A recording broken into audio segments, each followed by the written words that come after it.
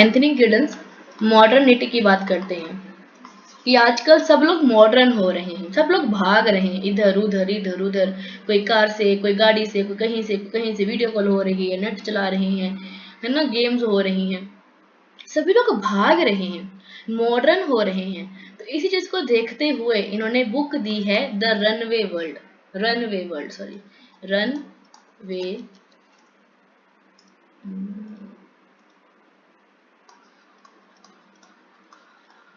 Runway world, ठीक है। तो ये किताब दी है इन्होंने एंथनी गिडन्स जी ने अपनी थ्योरी में, ठीक है। तो रनवे वर्ल्ड इनकी किताब का नाम है, राइट, जिसमें ये मॉडर्निटी की बात कर, सभी लोग भाग रहे हैं, चेंज हो रही हैं, स्पेसिफिकेशन आ रहा है। जैसे हम लोग टीचर हैं, है ना, हम लोग टीचर हैं, तो मैं टीचर किसकी हूँ, सोशियोलॉजी की हूँ, तो स्पेसिफिकेशन है ना कि मैं सोशियोलॉजी की टीचर हूँ, इकोनॉमी की नहीं हूँ, पॉलिटिकल की नहीं हूँ। तो इट इज अ स्पेसिफिकेशन कि मॉडर्निटी में सभी लोग स्पेसिफिकेशन में जा रहे हैं। दूसरा ये बात करते हैं, मॉडर्निटी को बोलते हैं जगरनट, क्या बोलते हैं, जगरनट, जगरनट बोलते हैं मॉडर्निटी को, ठीक है। दूसरा उन्होंने बोला है रिस्क सोसाइटी, क्या बोला है, रिस्क सोसाइटी, कि सभी लोगों को अपने फ्यूचर के बारे में टेंशन है कि हम क्या करेंगे, कैसे करेंगे, क्या होगा हमारा फ्यूचर, कोई अर्थक्वेक आ गया, कोई सुनामी वगैरह आ गई तो क्या होगा हमारा, हमने इतने पैसे जोड़े हैं उसका क्या बनेगा, तो उसके बारे में बात करते हैं। दूसरा ये डुअलिटी ऑफ स्ट्रक्चर की बात करते हैं, DOS की बात करते हैं, डुअलिटी ऑफ स्ट्रक्चर की बात करते हैं कि हमारे पास क्या है, डुअलिटी में, डुअलिटी ऑफ स्ट्रक्चर में सोसाइटी है, ठीक है, और देन हमारे पास एजेंसी है, सोसाइटी है और हमारे पास एजेंसी है। सोसाइटी में क्या है, समाज है, कि हमने समाज के अकॉर्डिंगली काम करना होता है। एजेंसी का मतलब होता है फ्रीडम होना, फ्री होना, कि भाई जो हमारा मन है हम वो कर सकते हैं। DOS is a duality of structure, मतलब कि दोहरापन होता है जहां पे हम समाज के अकॉर्डिंगली और खुद के अकॉर्डिंगली भी काम करते हैं, ठीक है।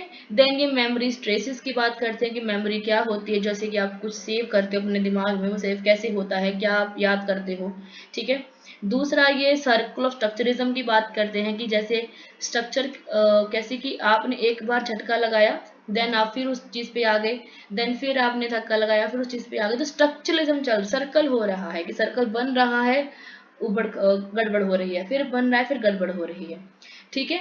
देन ये डबल हार्मोनिटिक की बात करते हैं कि मॉडर्निटी में आप क्या करते हो, डबल मीनिंग होती है, आपने कहा कुछ है पर समझा किसी ने कुछ और ही है, डबल हार्मोनिटिक, कि ये बात करते हैं कि जो आप डबल मीनिंग लेते हो, डबल समझते हो किसी बात को, दैट इज डबल हार्मोनिटिक, ठीक है। देन इसके बाद ये रिफ्लेक्सिविटी की बात करते हैं कि नेशन एंड स्टेट की बात करते हैं कि नेशन हमारा एक वी फीलिंग होती है, स्टेट हमारे पास टेरिटरी होती है, पॉपुलेशन होती है, ठीक है। देन मॉडर्निटी के 4 प्रकार बताते हैं ये, जिसका दफ्तर होगा, शॉर्ट फॉर्म दफ्तर, ठीक है। D फॉर डिस्टेंसिएशन, मतलब कि डिस्टेंस कम हो रहा है मॉडर्निटी की वजह से, लोग वीडियो कॉल कर रहे हैं। F से है ओके, दफ्तर इन दफ्तर है का दफ्तर, तो P से क्या बनेगा हमारा पावर, की जो पावर है वो नहीं आ रही है लोगों के पास। और T से है हमारे पास ट्रस्ट, कि जो मॉडर्निटी से ट्रस्ट थोड़ा सा कम हो रहा है, थोड़ा सा अलग अलग तरीके में ट्रस्ट बन पा रहा है। और रिस्क सोसाइटी, की रिस्क है कि भाई काम होगा कि नहीं होगा, ठीक है। देन ये बात करते हैं थर्ड वे की, थर्ड वे की, कि जो लोग थर्ड फॉर्म में है, जैसे एक होते हैं अमीर, एक होते हैं गरीब, एक होते हैं लोअर क्लास वाले, जो थर्ड वर्ड में बैठे हुए हैं, जो गरीब लोग हैं, उनकी डेवलपमेंट कैसे होगी, उनकी बात करते हैं ये, ठीक है जी। तो ये हमारा पूरा एंथनी गिडिंग्स खत्म हो गया इन विद 4 मिनट्स, ठीक है। तो ऐसे करके आपने, अगर आपके पास नोट्स होंगे, आपने मार्क लगाया होगा कि भाई एंथनी गिडिंग्स के ये वाले स्पेसिफिक पॉइंट्स हैं, आपने वही याद करने हैं, तो आपको आंसर आ जाएगा आसानी से, बिकॉज इनका मॉडर्निटी, इनका runaway world, juggernaut, DOS, risk society, third way, ठीक है, double hermeneutic, circulation of structure, ये 4-5 चीजें ऐसी हैं जो मेन है, और ऐसे ही क्वेश्चन बनते हैं, ठीक है। तो आपने ऐसे याद करोगे तो आपका जो आंसर है आसानी से मिल जाएगा। देखो हमारे पास जो PPT है वो अप्रोक्सीमेटली 50+ पेजेस की है, बट मैंने आपको पूरी 50+ पेजेस को विद इन 1 पेज में समराइज करवा दिया। कैसे? क्योंकि मेरे पास नोट्स बने हुए हैं, समझा हुआ है कि इसमें क्या क्या चीज़ें अवेलेबल हैं। ठीक है, आपने थ्योरी में नहीं जाना है, टू द पॉइंट जाना है, बिकॉज आपके पास टाइम बहुत कम है और हमारा पेपर भी सब्जेक्टिव है, टू द पॉइंट है। हमारे क्वेश्चन में ही हमारा आंसर छुपा हुआ है, हमें ढूंढना है। ठीक है, चलो आगे देखो, इनका जन्म कब होता है। 18 जनवरी 1938 को जन्मे गिडिंस का जन्म जो है वो लंदन के एंडमॉर्टन में होता है। मतलब 18 जनवरी 1938 को इनका जन्म होता है और लंदन में होता है। ये जो इनके फैमिली थी पढ़ी लिखी थी, मतलब मिडिल क्लास के थे। ठीक है, और लंदन की ट्रांसपोर्ट के जो क्लर्क है उनके बेटे थे हमारे पास, जो एंथनी गिडिंस जी हैं। ठीक है, इन्होंने वहाँ पे ही जो एक मिनचेंडन ग्रामर स्कूल है वहाँ से पढ़ाई करते हैं। ठीक है, एंड देन उसके बाद वे विद्यालय जाने वाले अपने परिवार में पहले सदस्य थे, कि ऐसे व्यक्ति थे जो अपनी पूरे फैमिली में सबसे पहले ऐसे व्यक्ति थे जो यूनिवर्सिटी जाते हैं और यूनिवर्सिटी जाकर पढ़ाई करते हैं। ठीक है, जैसे मैं अपनी फैमिली में फर्स्ट ऐसा इंसान हूँ तो यूनिवर्सिटी गया हूँ। ठीक है, गई हूँ, सॉरी। आगे देखो, वे एक अंग्रेजी समाजशास्त्री हैं, मतलब कि वो लंदन के हैं तो इंग्लिश होंगे। ठीक है, मतलब इंग्लिश मतलब इंग्लैंड के हैं। ठीक है, इंग्लैंड के व्यक्ति हैं, तो एक अंग्रेजी समाजशास्त्री हैं जिन्होंने संरचना के सिद्धांत पर और आधुनिक समाज के बारे में काफी बात करी। संरचना क्या होती है? एक ढांचा बना हुआ, तो ढांचे की बात करते हैं। ठीक है, तो उन्होंने जो आधुनिक समाज है, जो मॉडर्न सोसाइटीज है, उसके बारे में ये बात करते हैं। ठीक है, देन इन्होंने 34 किताबें लिखी हैं और 29 भाषाओं में, अलग अलग भाषाओं में इसको इस्टेब्लिश भी किया है, बनाया भी है। ठीक है, 2007 में गिडिंस को मानविकी में पुस्तकों के 5वें सबसे अधिक संदर्भित लेखकों के रूप में सूचीबद्ध किया गया। कि जो गिडिंस हैं, इनकी किताबों को, इनकी बुक्स को लोग काफ़ी ज़्यादा साइटेशन दे रहे हैं, मतलब कि इनको अपनी किताबों में लिख रहे हैं, इनका रेफरेंस दे रहे हैं। जैसे हम भी कोई रिसर्च लिखते हैं ना, तो हम रेफरेंस देते हैं कि हमने ये किताब, जो नोट है, जो हमने समझा, ये कहाँ से लिया है। ठीक है, उन्होंने 20+ यूनिवर्सिटीज में पढ़ाया है। ठीक है, 1959 में यूनिवर्सिटी में, हॉल यूनिवर्सिटी में संयुक्त समाजशास्त्र और मनोविज्ञान के अपने स्नातक शैक्षणिक डिग्री प्राप्त करते हैं। जो हॉल यूनिवर्सिटी है वहाँ पे जाते हैं और वहाँ पे जाके वो समाजशास्त्र की और मनोविज्ञान की डिग्री लेते हैं। ठीक है, देन डेविड लुकवुड और एर्शर ट्रॉप की देखरेख में लंदन यूनिवर्सिटी में मास्टर करते हैं। डेविड लुकवुड और एशर ट्रॉप, ये दो प्रोफेसर हैं, इनकी देखरेख में ये इकोनॉमिक्स में अपनी मास्टर डिग्री हासिल करते हैं। देखो, इन्होंने सोशियोलॉजी प्लस एंथ्रोपोलॉजी, इसमें बैचलर किया था। जो इनकी एमए है वो इनकी इकोनॉमी में है। ठीक है, देन ये किंग्स कॉलेज क्रिम्बिस में पीएचडी की डिग्री लेते हैं। ठीक है, इन 1961 में लिजेस्टर विश्वविद्यालय में काम करना शुरू करते हैं। जहाँ पे एक यूनिवर्सिटी है वहाँ पे लिजेस्टर, वहाँ पे एज ए प्रोफेसर काम करते हैं और वहाँ बच्चों को सोशल साइकोलॉजी पढ़ाते हैं, समाज का जो मनोविज्ञान है वो पढ़ाते हैं। ठीक है, उसके बाद at lister considered to one of the seed words of British sociology.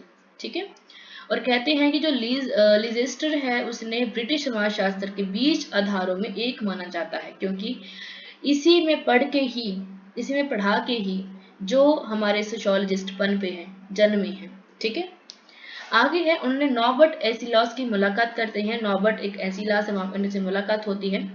Then वहाँ पे अपने सैद्धांतिक स्थिति है, जो इनकी थ्योरीज होती है, वहाँ पे स्टडी वगैरह करते हैं। 69 में गिडिंस को कैम्ब्रिज यूनिवर्सिटी में एक पद पर नियुक्त किया जाता है, जहाँ पे वे सामाजिक और राजनीतिक विज्ञान की जो सम्मति होती है उसके मेंबर बन जाते हैं। ठीक है, किंग्स कॉलेज के फेलो के रूप में क्रिम्बस के कई वर्षों तक काम करते हैं, मतलब वहाँ पे एज अ फेलो के रूप में कॉलेज में वहाँ पे एज अ वर्क करते हैं। और 1987 में वो प्रोफेसर की डिग्री पे प्रमोशन पे जाते हैं। ठीक है, उसके बाद जो पॉलिटी प्रेस है वहाँ पे एक मेंबर के तौर पे काम करते, को फाउंडर के रूप में काम करते हैं 97 टू 2003 तक। ठीक है, उसके बाद ये लंदन स्कूल ऑफ इकोनॉमिक्स के निर्देशक और institute for public policy research के सलाहकार परिषद के सदस्य रहते हैं। एंटोनी ब्लेयर के सहायक भी होते हैं। देखो ये इनकी अचीवमेंट्स है अपनी लाइफ में लेकर कि इन्होंने क्या क्या काम किए, कहाँ कहाँ पे ये एज अ को फाउंडर रहे हैं, कहाँ कहाँ पे ये मेंबर रहे हैं, ठीक है।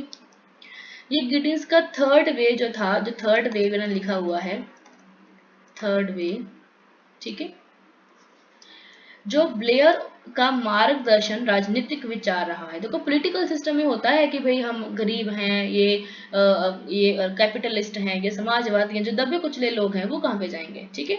जो इन्होंने जो सिस्टम है वो कहाँ से लिया है, ब्लेयर से लिया है। ब्लेयर कौन है, एक हमारे पास पॉलिटिकल है वाले बंदे हैं जो कि अपनी थ्योरी देते हैं, तो उन्हीं से ही इन्होंने उसको इंटरेस्ट में लेकर इनको सोशियोलॉजी में लेकर आते हैं थर्ड वे को, ठीक है। आगे देखो मॉडर्निटी एज अ जगरनट, हमारा शुरू होता है कंसेप्ट यहाँ से, मॉडर्निटी एज अ जगरनट। तो he is using the term is to define the advance stage of modernity. Radical है, हाई है, लेट मॉडर्निटी है। मतलब जब मॉडर्निटी है वो काफी ज्यादा बूम हो रही है, अच्छी हो रही है, रेडिकल हो रही है, ठीक है, और ज्यादा बढ़ रही है। तो जगरनॉट मीन्स, इस जगरनॉट का मतलब क्या होता है, something that is moving alone time and space. मतलब कि एक ऐसा सिस्टम, एक ऐसा चीज जो एक जगह से दूसरी जगह में चेंज हो रहा है, बदल रहा, चल रहा है। जैसे जो मॉडर्निटी है वो यहाँ से यहाँ भी जा रही है, यहाँ से जहाँ भी जा रही है, टाइम एंड स्पेस के साथ शिफ्ट हो रही है, ठीक है। मॉडर्निटी इज एक्सट्रीमली डायनेमिक, मतलब गतिशील है। जो आधुनिकता है वो गतिशील है। बाकी जो प्रणालियां हमारे पास अवेलेबल थी उसकी जगह पे ये काफी ज्यादा गतिशील है, काफी ज्यादा दौड़ती भागती रहती है, ठीक है। लोग इसे अपना लेते हैं, फिर अपने जीवन को उसी तरीके से जोड़ते हैं, करते हैं, ठीक है। तो इसी चीज को देखते हुए ही इन्होंने रनवे वर्ड लिखा। मतलब कि हमारा जो वर्ड है वो भाग रहा है, रन कर रहा है, टाइम एंड स्पेस की बाउंडेशन के बाहर जाकर वो भाग रहा है, ठीक है। उसके बाद ये कहते हैं Gideon's work on modernity explores a profound social, culture and economic transformation associated with the modern societies। वो कहते हैं कि जो हमारे सोसाइटी के अंदर जो सामाजिक, सांस्कृतिक, आर्थिक परिवर्तन हो रहे हैं, किसकी मदद से, आधुनिक समाज की वजह से, उसकी ये पड़ताल करते हैं कि हमारा समाज, संस्कृति, आर्थिक चीजें कैसे चेंज हो रही हैं आधुनिकरण के आने के कारण, ठीक है। तो पूंजीवाद का जो उदय है, औद्योगिकरण है, सामाजिक संगठन है, शासन के नए नए रूप हैं, इनके बारे में एनालिसिस करते हैं कि वे जो कैपिटलिज्म है, स्प्रेड ऑफ इंडस्ट्रियलाइजेशन है, वो कैसे हो रहा है, जो न्यू फॉर्म इमर्ज हो रहे हैं ऑर्गेनाइजेशन के, वो कैसे इमर्ज हो रहे हैं, ठीक है। देन ये कहते हैं कि जो हमारे पास मॉडर्निटी है, इससे जो व्यक्तिगत की जो आइडेंटिटी है वो भी प्रभावित हो रही है, सेल्फ अंडरस्टैंडिंग भी चेंज हो रही है। हम लोग क्या कहते हैं कि हम लोग इंडियंस भी हैं, हम नॉर्थ ईस्ट भी हैं, हम मॉडर्न भी हैं, हम हिंदू भी हैं, हम ब्राह्मण्स भी हैं, हम जो भी आप कह सकते हो। तो आधुनिकरण के कारण जो लोगों की आइडेंटिटी है वो चेंज हो रही है। कैसे? अगर किसी ने सूट सलवार पहना तो क्या बोलेंगे कि ये तो बहन जी लग रही है, और अगर किसी ने कटी फटी जीन पहन क्या बोलेंगे, मॉडर्न है, राइट। तो सेल्फ आइडेंटिटी, सेल्फ अंडरस्टैंडिंग वो भी चेंज हो रही है, ठीक है, मॉडर्निटी की वजह से। दूसरा, जो हम सोशल इंटरेक्शन करते हैं वो भी चेंज हो रहा है। जैसे हम लोगों से कैसे बात करते हैं, नमस्ते करके, पैरों को छू कर, है ना। आज कैसे कर रहे हैं, गले मिलकर, है ना, हेलो हेलो करके। तो ये क्या है कि ये इंटरेक्शन करने का जो वे ऑफ थिंकिंग है वो भी चेंज हो रहा है, ठीक है। दूसरा, जो रिफ्लेक्सिविटी है, अवेयरनेस है, वो भी चेंज हो रहा है।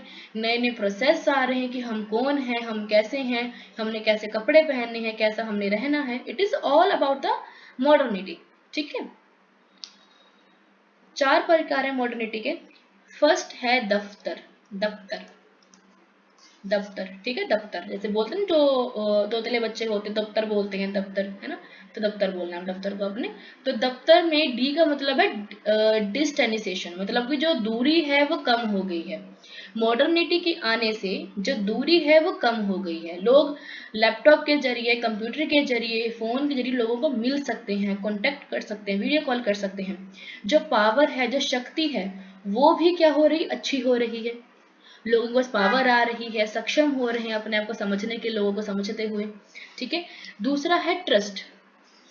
तीसरा, कि जो लोगों के बीच का जो ट्रस्ट है वो भी अच्छा हो रहा है, क्योंकि लोगों के पास ट्रांसपेरेंसी है।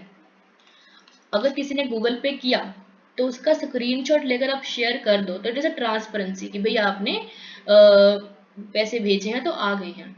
अगर कोई आ रहा है तो उसको एक मिल जाता है नोटिफिकेशन कि बंदा वो आ रहा है, with the help of light, with the help of car, किसी भी तरीके से। It is a modernity. पहले क्या था, डाक आ रही है, पता नहीं कहाँ से आई है, किस किस नाम से आई है, कौन हमारा दादा है, कौन परदादा, कुछ नहीं पता था। बट अभी पता है कि ये व्हाट्सएप वाला बंदा है, इसका ये नाम है, इसका ये घर है, ये इसका ये है, ये वो है। तो ट्रस्ट जो है वो अच्छा हो रहा है। ठीक है। बट फ्रॉड भी हो रहे हैं, ट्रस्ट भी हो रहा है। आगे है, गिडिंस ने कहा है, the wasting of confidence is person is abstract system made based on belief of faith. विश्वास के एक पत्ते के आधार पर व्यक्तियों या अमूर्त प्रणालियों में विश्वास का निहित होना है। इसका मतलब ये है कि विश्वास एक ऐसा पत्ता है जिसके आधार पर व्यक्ति आपस में इन्वॉल्व हो सकते हैं। जैसे आपने हमारे पे ट्रस्ट किया, आपने क्लासेस को ज्वाइन किया, आप पढ़ रहे हैं, आपको अच्छा लग रहा है, it is all about trust. अगर मैं आपको ना पढ़ाऊं, आपको अच्छे से ना समझाऊं, आपको अच्छे से ना बोलूं, आपको लगेगा कि क्या हमने पढ़ा है, हम यूट्यूब से पढ़ लें, किसी और से पढ़ लें, सेम चीज़ें रहेंगी, किसी और से पढ़ लेते हैं। अगर मैम इतना इंटरेस्ट नहीं ले रही हमारे में, सिर्फ पैसों से मतलब रखती हैं। ठीक है। तो ये चीज़ें रहती हैं कि ट्रस्ट जो है कि ऐसा पत्ता है जिसके आधार पे आप लोगों को अपने ऊपर विश्वास करवा सकते हो। ठीक है। और जो अज्ञानता है, जो हमारी जानकारी होती है, उसमें कमियां को दर्शाता है। मतलब कि इससे क्या होता है कि जो ट्रस्ट के वजह से जो हम लोगों के ऊपर ट्रस्ट ना करके जो हमारे बीच में एक मिसअंडरस्टैंडिंग रहती है, इग्नोरेंस रहती है, वो खत्म हो जाती है। ठीक है। रिस्क का मतलब क्या है कि हम किसी भी समाज में रहें, वहां पे रिस्क तो होगा ही। जैसे आप मेरे साथ पढ़ रहे हो तो रिस्क तो है ही। सपोज मैं बीमार हो जाऊं, मेरी डेथ हो जाए, आपको मैं ना पढ़ा सकूं, तो it is risk. Online risk है, ऑफलाइन भी रिस्क है। ठीक है। तो ये रिस्क रहता है, मॉडर्निटी में रिस्क रहता है। मेरा लैपटॉप खराब हो जाए, वाईफाई खराब हो जाए, अर्थक्वेक आ जाए, कुछ भी हो जाए और मैं को ना पढ़ा सकूं, तो ये रिस्क तो है ही ना कहीं जोखिम तो है ही। ठीक है। तो पहले भी जोखिम था, आज भी जोखिम, पर आज कई गुना ज्यादा है, क्योंकि टेक्नोलॉजी है, इकोनॉमी है, पॉलिटिकल है, टेक्नोलॉजी है, तो उसके बेस पे रिस्क भी रहता है। ठीक है। रिस्क सोसाइटी क्या होती है, तो इसको दिया है सबसे पहले स्ट्रैटिफिकेशन के अंदर उल्रिच बेक ने। याद रखना, रिस्क सोसाइटी को सबसे पहले दिया है उल्रिच बेक ने, जो कहते हैं कि आजकल के जो लोग हैं वो क्लाइमेट चेंज से, न्यूक्लियर रेडिएशन से, डिसीज से काफी डरे हुए हैं कि अगर हमें कुछ हो गया, कैंसर हो गया है ना, जहाँ हमें अस्थमा हो गया, कोविड हो गया, तो हम क्या करेंगे, है ना। तो एक रिस्क बना हुआ है समाज में। आजकल लोग मॉडर्न तो हैं ही, पढ़े लिखे भी हैं, तो पढ़े लिखे होने की वजह से ही लोग ज्यादा रिस्क में चले जाते हैं। आप गूगल पे सर्च करो कि मेरा हार्ट में दर्द है, वो कह देगा वो हार्ट अटैक आने वाला है, जब आपको हार्ट अटैक की प्रॉब्लम है। मतलब आपने, आपकी प्रॉब्लम कुछ हो रही है, बट गूगल जर्नल है, अगर हार्ट में पेन है तो आपको हार्ट अटैक आने वाला है। ठीक है। तो लोग मॉडर्न भी हैं, अवेयर भी हैं, तो रिस्क भी है। ठीक है। आजकल लोगों को टेंशन है कि हमारा कैरियर कैसा होगा, फ्यूचर कैसा होगा। मोस्टली टेंशन है कि हमारी वाइफ कैसे होगी, हमारा हस्बैंड कैसा होगा, बिकॉज आजकल की जो जनरेशन है वो ऐसे सोचते हैं कि भाई कैरियर तो बन गया, जॉब तो कर ली, बट हमारा जो लाइफ पार्टनर है वो कैसा होगा। It is all about modernity. ठीक है। आगे है, we argue that the older form of class structure based on the accumulation of wealth will go away in modern risk society। कि जब हम धन को हम कलेक्ट करते हैं, उसके आधार पे हमारे बीच में होता था डिफरेंस, वर्ग संरचना बनती थी कि भाई ये अमीर है, ये गरीब है। बट आजकल ये खत्म हो गया, सभी लोग अमीर हैं, सभी लोग गरीब हैं, सेम लेवल पे हैं। इतना पैसा है आज के लोगों के पास कि वो बाय एयर ट्रैवल कर सकते हैं, वो वर्ल्ड टूर कर सकते, इतना पैसा है लोगों के पास। ठीक है। बट वो दिखाते नहीं है। ठीक है। तो ये कहते हैं कि रिस्क सोसाइटी में लोग, जो पहले लोग थे, वो अपना धन वगैरह इकट्ठा करते थे, ठीक है, उनके बेस पे उनका वर्ग बनता था, क्लास बनती थी, ठीक है। बट आज वो खत्म हो गया, जो खत्म हो जाएगा इन मॉडर्न रिस्क सोसाइटी में। और क्या रह जाएगा? रेडिएशन, हमारा हेल्थ, हमारा कैरियर, हमारा एजुकेशन कैसा होगा, ठीक है। एंथनी गिडिंस जो है वो कहते हैं कि जो सोसाइटी में रिस्क सोसाइटी है वो कैसा हो रहा है, कैरियर को लेकर, जॉब को लेकर। बीच क्या कहते हैं? वे कहते हैं कि हमारा जो रिस्क है वो कौन सा था, हमारे वेल्थ को लेकर, हमारे डिसीजेस को लेकर, हमारे रेडिएशंस को लेकर, हमारी हेल्थ को लेकर।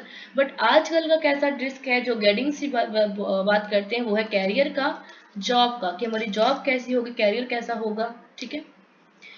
उसके बाद ये कहते हैं रिस्क सोसाइटी में डिस्क्राइब करते हैं मॉडर्निटी में, अपनी थ्योरी में, कि क्या क्या चैलेंजेस हैं, क्या क्या प्रॉब्लम आ रही हैं हमारे सामने इन are risk society, in are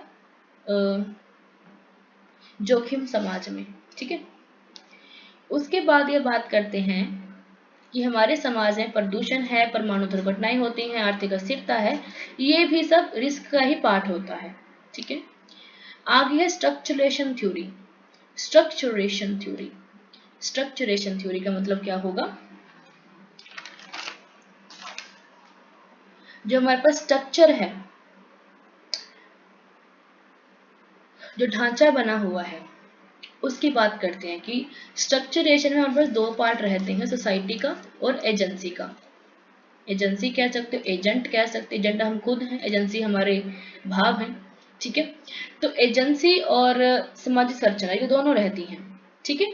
और ये दोनों ही एक साथ होके काम करती हैं, और इनसे बाधाएं भी पैदा होती हैं, नहीं भी हो सकती, ठीक। क्योंकि हम जो भी काम करते हैं वो समाज के अकॉर्डिंगली करते हैं, उनके बाहर जाकर नहीं करते हैं, समझ आई?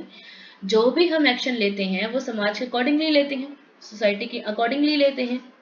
एजेंसी क्या है? हम खुद हैं, जो हम फ्री हैं, हम फ्रीली कोई भी एक्शन ले सकते हैं, बट लेते कैसे हैं? सोसाइटी के अकॉर्डिंगली, ठीक है, ताकि लोग हमें स्वीकार करते चलें, रिबेल ना करें हमारा, प्रोटेस्ट ना करें हमारा, ठीक है। वो कहते हैं कि स्ट्रक्चरल थ्योरी में ड्युअलिटी होती है, ड्युअलिटी ऑफ स्ट्रक्चर रहता है, मतलब कि सोसाइटी और एजेंसी रहते हैं। हम समाज के अकॉर्डिंगली भी काम करना चाहते हैं और अपने अकॉर्डिंगली भी काम करना चाहते हैं, पर हम कर नहीं पाते हैं, जिससे क्या होता है, एक कन्फ्लिक्ट पैदा हो जाता है, ठीक है। आगे देखो, स्ट्रक्चर का मतलब होता है सोसाइटी और एजेंसी का मतलब होता है पर्सनल फ्रीडम, ठीक है।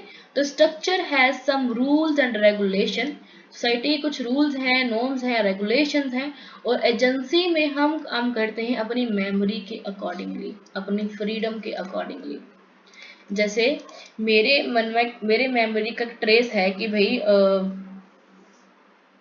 अगर मैं आइसक्रीम खाऊंगी तो मेरा मूड अच्छा हो जाएगा, बट समाज कहता है कि आपने आइसक्रीम नहीं खानी, दांत खराब हो जाएंगे, ठीक है।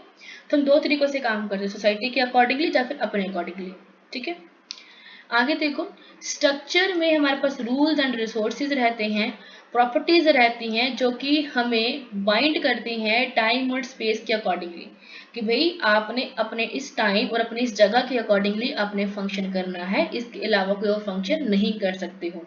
हमें बांधते हैं, कौन? स्ट्रक्चर हमें बांधता है, किसमें? रूल्स एंड रेगुलेशन में। जो एजेंट हैं, जो ग्रुप है, जो इंडिविजुअल है, वो ऐसे काम करते हैं जो उनकी मेमोरी के अकॉर्डिंगली होता है, जो उनकी फ्रीडम के अकॉर्डिंगली होता है, ठीक है।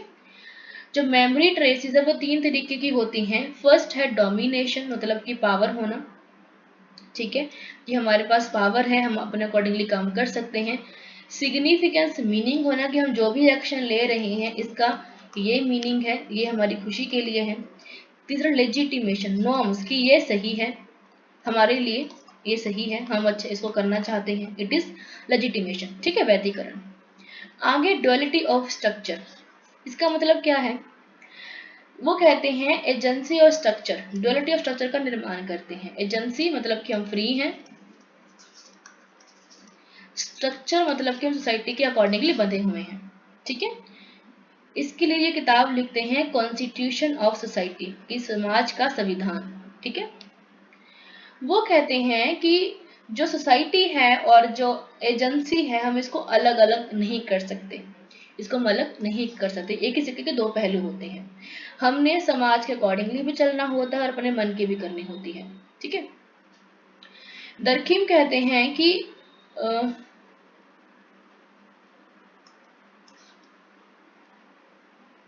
गिडिंग्स को केवल विपरीत के रूप में देखने से इनकार करते हैं, लेकिन इसके बजाय देखते हैं कि संरचना अविरोधक और सक्षम करने वाली दोनों ही है। वो कहते हैं कि स्ट्रक्चर को, गिडिंग्स जी क्या कहते हैं कि ये हमारी फ्रीडम को बांधती है, फ्रीडम को रोकती है। ठीक है, पर दरखिम जी कहते हैं कि नहीं, जो स्ट्रक्चर है, जो सोसाइटी है, हमें कुछ बेनिफिट भी देती है, कुछ नेगेटिव भी देती है। हमें कहती है कि आप ये कर सकते हो, आप ये नहीं कर सकते हो। हमें कुछ प्रिविलेज भी देती है, कुछ राइट्स भी देती है और कुछ हमें रिस्ट्रिक्शंस भी लगाती है। बट जो गिडिंग्स थे वो नेगेटिव थे, वो कहते नहीं, जो सोसाइटी है वो सिर्फ रिस्ट्रिक्शंस ही लगाती है और कोई काम इसका नहीं है। ठीक है, बट दरखिम जी पॉजिटिव थे, वो कह रहे कि नहीं, इसके नेगेटिव पॉजिटिव दोनों ही काम होते हैं, किसके, सोसाइटी के। आगे देखो, सेम वही है, साइकिल ऑफ स्ट्रक्चरिज्म। इसका मतलब क्या है कि आपने कोई एक्शन लिया सोसाइटी के अकॉर्डिंगली, यहाँ पे आ गए, फिर एक्शन लिया सोसाइटी के अकॉर्डिंगली, फिर action, then structure, then action, then structure. तो आप स्ट्रक्चरिज्म में जा रहे हो, साइकिल ऑफ स्ट्रक्चरिज्म में जा रहे हो, घूम घूम रहे हो। ठीक है, फीडबैक एंड फॉरवर्ड वाला प्रोसेस रहता है कि आपने कुछ फीडबैक दिया, उसके अकॉर्डिंगली मैंने कोई काम किया, वर्क किया, फिर आपने मुझे फीडबैक दिया, फिर मैंने वर्क किया, फिर फीडबैक, फिर वर्क। तो ये क्या है, साइकिलेशन बना हुआ है, गोला गोला बन रहा है। ठीक है, आगे देखो, डबल हार्मोनिटिक। इसका मतलब होता है कि ऐसी थ्योरी जिसमें आप टू वे रिश्ता रहता है, दो तरफा रिश्ता रहता है। ठीक है, यहां भी है, यहां भी है। सेकंड, आपने कहा कुछ है, समझा कुछ और गया है। ठीक है, a common example is the idea social class, a social scientific category that has entered into wide use of society। ठीक है, सामाजिक वैज्ञानिक श्रेणी जो समाज में व्यापक उपयोग में लाई गई है। ऐसा सामाजिक वर्ग जो कि सामाजिक वैज्ञानिक रूप में काम कर रहा है और उनका मानना कुछ और होता है, करते हुए कुछ और ही है।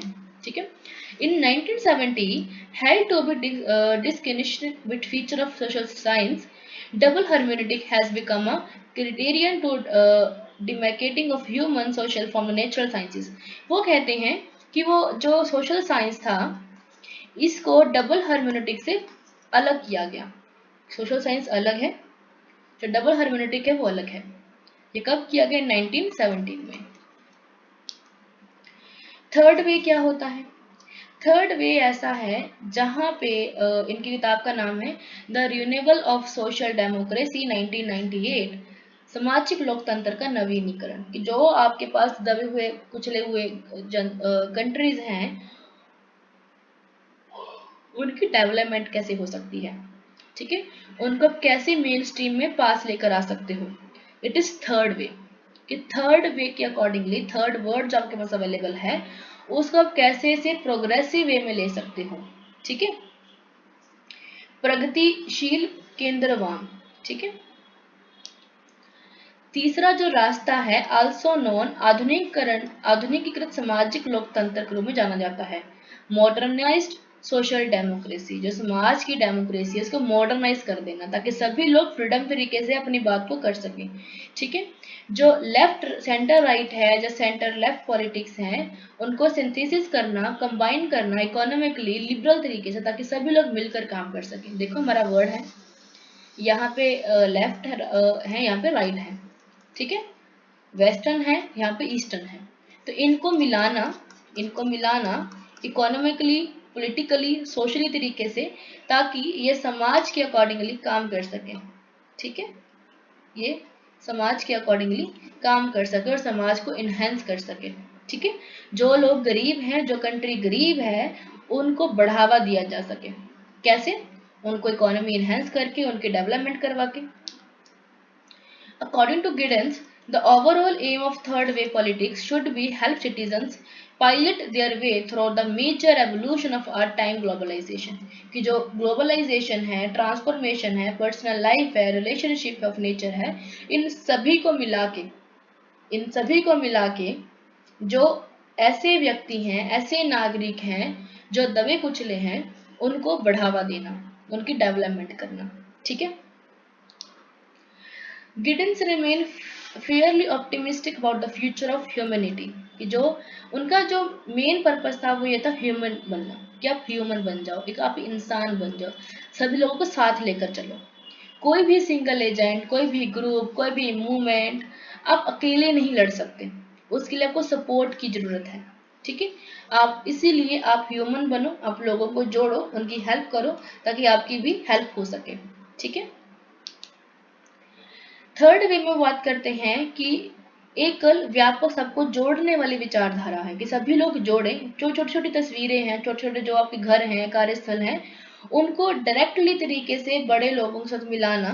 ठीक है। उनको हेल्प करना ताकि वो अपनी डेवलपमेंट कर सके। ठीक है राजे, आगे देखो। To Giddens this is a difference between pointless utopian वाद और यथार्थवाद के बीच का अंतर था। जो यूटोपियन है और जो हमारे पास यथार्थवाद है, जो रियलिज्म है, इनके बीच का अंतर करना था, ताकि वैकल्पिक भविष्य की परिकल्पना के रूप में परिभाषित करता, जो उनको साकार करने में हेल्प करेगा। आधुनिकता के परिणाम, मतलब कि इसका क्या मतलब बना कि जो हमारे पास यूटोपियन है, जो हमारे दबे कुचले लोग हैं, जो एक्चुअल में रियलिज्म है, यथार्थ है, ठीक है, इनके बीच में जो डिफरेंस है उनको खत्म करना, मॉडर्निटी लेकर आना, सभी को साथ में मिलाना। ठीक है। Utopian he means that it is a extraordinary, and by realistic he stressed that the idea of rooted in the existing social process and can be viewed as their simple exploration। जो हमारे पास utopian है, इसका मतलब है असाधारण। यथार्थवादी का मतलब है कि मौजूदा सामाजिक प्रक्रियाओं में निहित, इससे उनके सरल एक्सट्रापोलेशन के रूप में देखा जा सकता है, जो कि अपनी एक्सप्रेशन देते हैं। ठीक है। जो इनके ऊपर हम क्वेश्चन वगैरह कर देते हैं तो उनकी बात करते हैं ये। ठीक है। सिंपल सा मीनिंग है थर्ड वे का कि भाई जो लोग गरीब हैं, दबे कुचले हैं, जो ज़्यादा अच्छे नहीं हैं, उनका ग्लोबलाइजेशन के जरिए उनको पैसे देकर, लोन देकर, पॉलिटिकल पार्टी की हेल्प देकर उनको इनहेंस करना। ठीक है।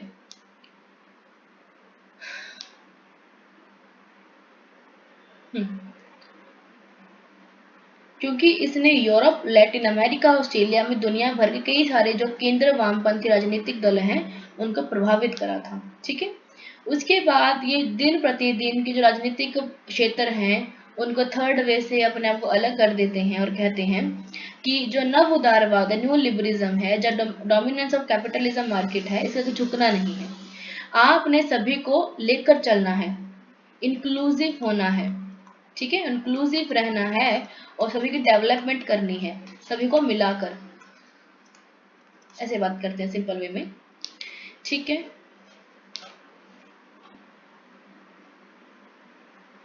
ये बात करते हैं the regulation of the financial market in the single most pressing issue in the world economy.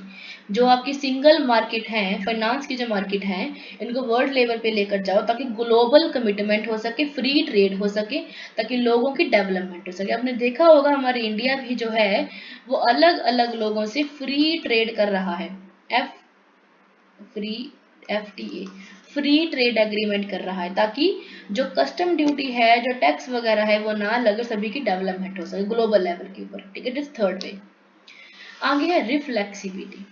इसका मतलब होता है कि कई अन्य सामाजिक सिद्धांतकार और टिप्पणीकार रिफ्लेक्सिविटी को आधुनिक आत्म पहचान के मार्गदर्शन सिद्धांत के रूप में देखते हैं, कि जब हम अपने आप को देखते हैं कि हम क्या सोचते हैं, हमारी क्या भूमिका है, ठीक है, हम अपने बारे में क्या सोचते हैं, इट इज रिफ्लेक्सिविटी। जैसे मैंने आपको नाम बोला तिलेश जी, है ना, तो आपका एक रिफ्लेक्सिव एक्शन है, बिकॉज आपको पता है कि तिलेश आपका नाम है। ठीक है। आगे देखो नेशन एंड स्टेट। इसका मतलब क्या है? नेशन होता है वी फीलिंग, कि भाई हम साथ साथ हैं, हमारा नेशन है, हमारा राष्ट्र है। स्टेट का मतलब क्या है? कि टेरिटरी होना, एक बॉर्डर होना, ठीक है, पॉपुलेशन होना, रूल्स होना, रेगुलेशन होना, इट इज अ स्टेट। तो इसकी बात करते हैं। ये बोलते हैं कि nation is a broader power container, जहाँ पे पावर रहती है, वी फीलिंग रहती है। Nation only exist when a state has a unified administrative reach over the territory over which its sovereignty is claimed। कि जो नेशन है वो वहां पे आएगा जब स्टेट कहेगी ये मेरी टेरिटरी है, मेरा बॉर्डर है, ठीक है, मेरी संप्रभुता है यहाँ पे, और उसी के बाद ही जो वहां पे रहने वाले लोग हैं वो क्या कहलाएंगे, हमारा नेशन है, हमारा राष्ट्र है। ठीक है। उसके बाद ये कहते हैं कि राष्ट्र राज्य शासन के संस्थागत रूपों का एक समूह है, एक इंस्टीट्यूशन जो हमारे पास है उनका एक समूह है, और जो सीमाएं हैं उन क्षेत्र पर अधिकार बनाए रखते हैं, एकाधिकार बनाए रखते हैं। स्टेट जो है उस पर एकाधिकार रहता है। ठीक है, एकाधिकार रहता है। कैसे? जैसे हमारा इंडिया है तो इंडिया का अधिकार है यूपी पे, छत्तीसगढ़ पे, एमपी पे। ठीक है। तो इसमें वो क्या करता है, जो रूल्स हैं वो रेगुलेट करता है। दूसरा, अगर कोई आंतरिक जब बाहरी कोई हिंसा हो जाए तो उसको संभालता है, नियंत्रित करता है। ठीक है। आगे है globalization and the transformation of social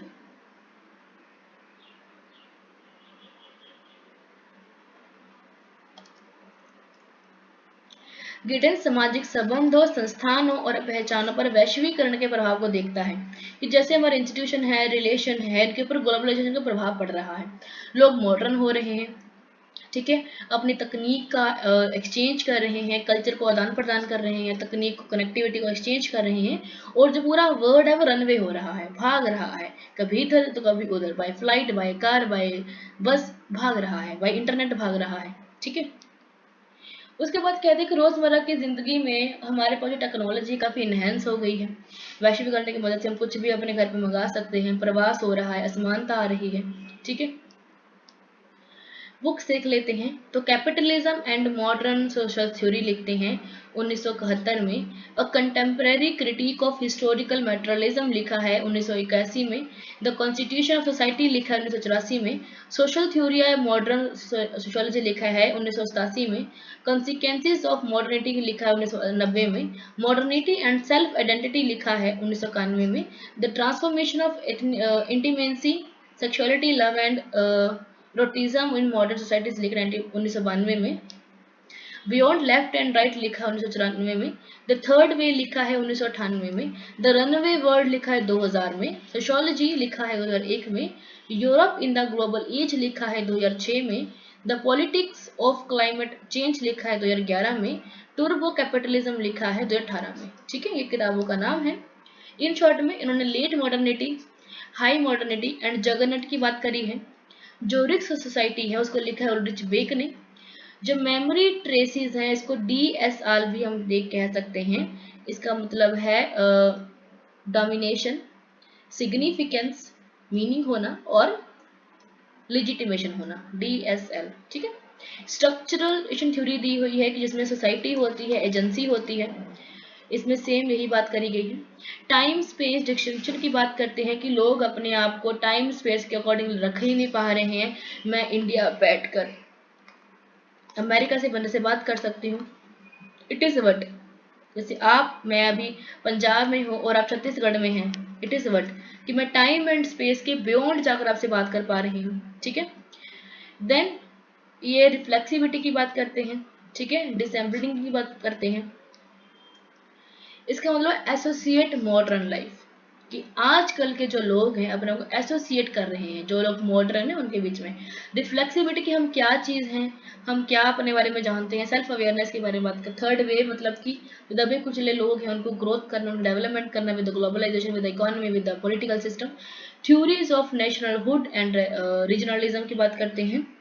4 part of modernity देते हैं, 4 पार्ट देते हैं मॉडर्निटी के। दफ्तर, दफ्तर, ठीक है। डबल फ्रेगमेंटी की बात करते हैं, डबल मीनिंग की बात करते हैं। रनवे वर्ड की बात करते हैं। Nation, states and bordered power container की बात करते हैं। प्लास्टिक सेक्सुअलिटी की बात कर, जब सेक्स चेंज कर लेते हो कि भैया मेल है, फीमेल बन गए, फीमेल का मेल बन गए। ठीक है। Difference between fundamentalism and cosmopolitan, जो फंडामेंटलिज्म है, जो कॉस्मोपॉलिटन है, इसका डिफरेंस की बात करते हैं वो। प्रैक्टिकल एंड डिस्कर्सिव कॉन्शियसनेस की बात करते हैं वो, प्रैक्टिकल क्या समझते क्या है। प्रैक्टिकल करना अलग होता है और डिस्कर्स का मीनिंग अलग होता है कि आप करके देखते हो और इसमें आप समझते हो, ठीक है। डिस्कर्स में घोस्ट ऑफ मार्क्स कहा जाता है इनको। आपको क्वेश्चन आ सकता है who is ghost of marks, it is Anthony Giddens, ठीक है। पोस्ट कैरिसिटी की बात करते हैं। रनवे वर्ड की इनकी किताब है जिसको सबसे पहले लिखा था एडवर्ड लीच ने। जो ए वाला ए रनवे वर्ड है इसको लिखा है एडवर्ड रीच ने। जो रनवे वर्ड है इसको लिखा है एंथनी गिडेंस ने। याद रखना ए और ए का फर्क है सिर्फ, और पूरी की पूरी नाम चेंज हो जाएगा आपका। एलिमेंट्स ऑफ मॉडर्निटी के क्या है? कैपिटलिज्म है, इंडस्ट्रियलिज्म है, एडमिनिस्ट्रेटिव है, मिलिट्री पावर है। जो मॉडर्निटी वो कैसे आ रही है? पैसों की बदौलत, उद्योगों की बदौलत, जो आपका प्रशासन है इसकी बदौलत, और आपके पास जो मिलिट्री, जो आपके पास सैन्य शक्ति है, इसकी वजह से, ठीक है। Difference between positivism and interpretive sociology. Positive का मतलब क्या होता है? सकारात्मक, सब कुछ पॉजिटिव है। इसका मतलब क्या है? समझाना, व्याख्या करना कि भाई जो चीज आप कह रहे हो उसके नेगेटिव और उसके पॉजिटिव दोनों ही इंपैक्ट होते हैं, ठीक है। आगे है फेज ऑफ मॉडर्निटी। तो फर्स्ट है pre modern, then late high modern, जो आजकल चल रहा है, ठीक है। मॉडर्निटी आने से पहले का जो टाइम था इट इज प्री मॉडर्न, उसके आने के बाद का जो टाइम है it is high modern society, ठीक है। Three essential aspect of modernity क्या है? Time and space. हम टाइम स्पेस का ध्यान रखते नहीं है, कभी भी कहीं पे हम बात कर लेते हैं। दूसरा डिसेंबलिंग ऑफ सोशल सिस्टम, कि सोशल सिंबॉलिक टोकन है, एक्सपर्ट टोकन है, ठीक है। मतलब कि हम अपने आप को एसोसिएट कर रहे हैं मॉडर्न टाइम के अंदर, ठीक है, सिंबल के थ्रू या फिर एक्सपर्ट के through. Reflexive of modern society, कि हम अपने आप को जान पा रहे हैं कि हम क्या हैं, हम कैसे काम कर सकते हैं, ठीक है। Time and space, disembedding and reflexivity, ये तीन पार्ट हैं मॉडर्निटी के, एस्पेक्ट हैं, ठीक है। ट्रांसफॉर्मेशन ऑफ इंटीमेंसी, जो इंटीमेंसी है वो कैसे ट्रांसफॉर्म हो रही है। तो फर्स्ट है प्लास्टिक सेक्सुअलिटी, कि आजकल के लोग अपने सेक्स को चेंज कर रहे हैं, मेल का फीमेल, फीमेल का मेल बन रहा है।